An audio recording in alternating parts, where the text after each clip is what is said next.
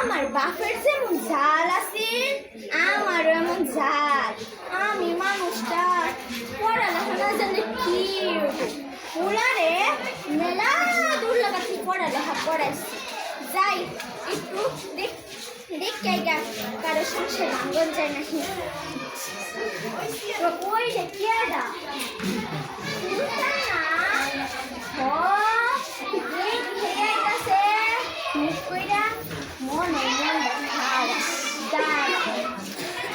সুলতান বাবা তোমার মনটা খারাপ তোমার মাই তোমার বইয়ের লগে ঝগড়া করছে। শোনা এর লোকের নাকি ঝগড়া করে। একটা কথা বল সুলতান, কিছু মনে করো না, তোমার মা না জন্মে খাপ। যাই একটু তোমার মারে গিয়ে বুঝাই আসি।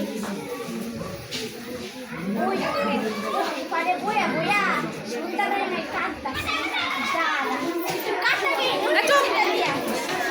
শোনো শোনো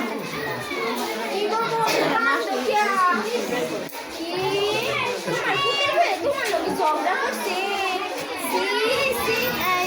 আসলে কি আজকালকার ফুলাফোনা এমন ফুলাবো না বেদেলে সারাদিন রাখতে যাবো আর সারা রাত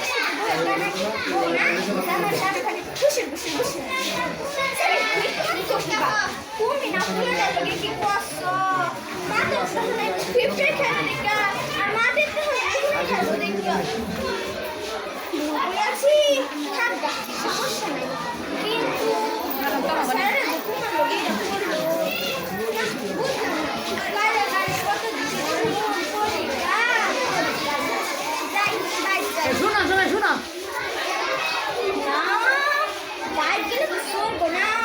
সুলতানের বই যাই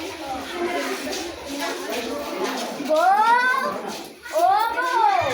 বাইটা শুনি ওমা উপরে বুঝি না বুঝি তোমার কষ্টটা আমি বুঝি।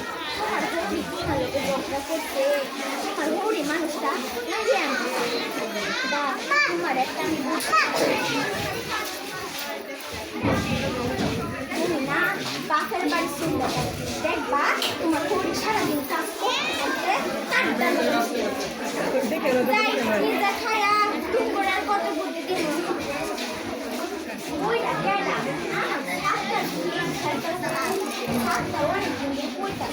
তারই জগলে আমি যাই ওরকম ছোট ছোট মাইয়া আমার আর কি আমি কম জানি না।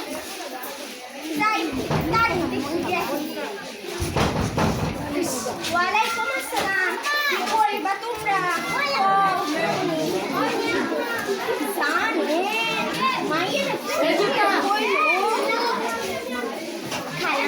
আপনি তো দেরি করে এসেছেন, আলোচনা প্রায় শেষ পর্যায়ে। সূরা হুমাযায় আল্লাহ তাআলা বলেছেন, ধ্বংস আমার প্রত্যেক ব্যক্তির জন্য যার লোকজনের সামনে থেকে ধিক্কার দেয় এবং পিছনে নিন্দা করে বেড়ায়, তাদের জন্য রয়েছে নিরীহার উদ্দেশ্য।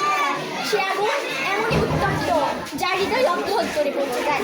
আবার সূরা লাহাবে আল্লাহ তাআলা বলেছেন, লাগানো ভাঙানো উপরপরি যার কাজ তার জন্য রয়েছে আকাশের পাখানোর শক্ত রশ্মি। আমাদের প্রিয় নবী হযরত মুহাম্মদ সাল্লাল্লাহু আলাইহি ওয়াসাল্লাম বলেছেন, গীবত করা মৃত ভাইয়ের বস্তু খাওয়ার মতো একটি জঘন্য অপরাধ। আচ্ছা মা ধরো হ্যাঁ অপরাধ আমি গেলাম আমার সাথে কইলাম এটা কি এটা গীবত দেবো? আমি তো সারা জীবন নিয়ে করে বেড়েছি। ও আমার কি ও সাত্তার সাত্তারে তুই কেন বাবা আমায় বুঝালি না? তুই তো বাবা জানিস আমার নামের সবাই